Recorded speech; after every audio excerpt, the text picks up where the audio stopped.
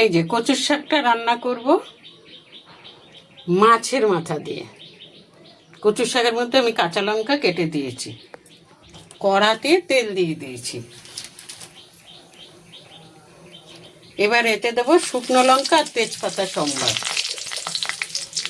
আর সাথে দেবো সাদা জিরে।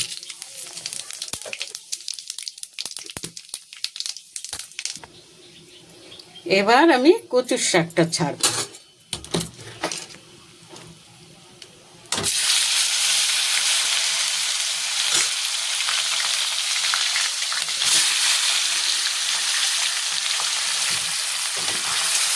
কচুর শাকটা ছেড়ে দিলাম।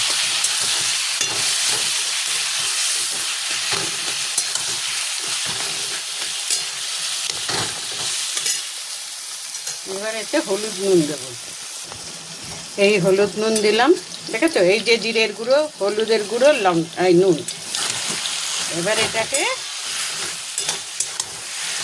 ভালো করে নেড়ে, কচুর শাক যত তুমি টানাবে তত কচুর শাক খেতে ভালো লাগবে, ঠিক আছে?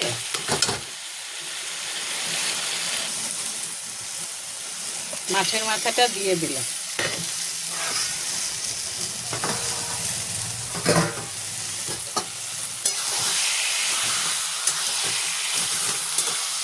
বেশি মাছের মাথা দিলাম না, তাহলে কাটা কাটা হয়ে যাবে, খেতে ভালো লাগবে না, বুঝলে? ওই জন্য আমি অল্প মাছের মাথা দিয়েছি,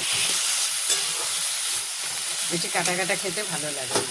তাহলে এবার আমি অন্য কাজগুলো সেরে আসি। কেন বলো তো? কচুর শাক হতে অনেক টাইম লাগে, এতে আমি অনেক কাজ করে নিতে পারবো।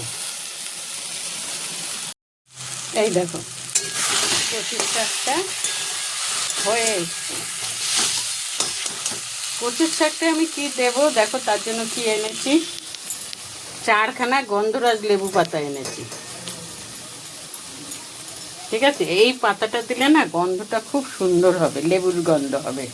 যা তো গন্ধরাজ লেবু ঘরে নেই, এই জন্য এটা নিয়ে এসছি কচুর শাকে দেবো বলে। এই যে লেবু পাতাটা দিয়েছি, ও মা কি ভালো গন্ধ বেরিয়েছে। এবার এটা নামিয়ে ঢেকে রাখবো, তাহলে আমার কচুর শাক হয়ে গেছে।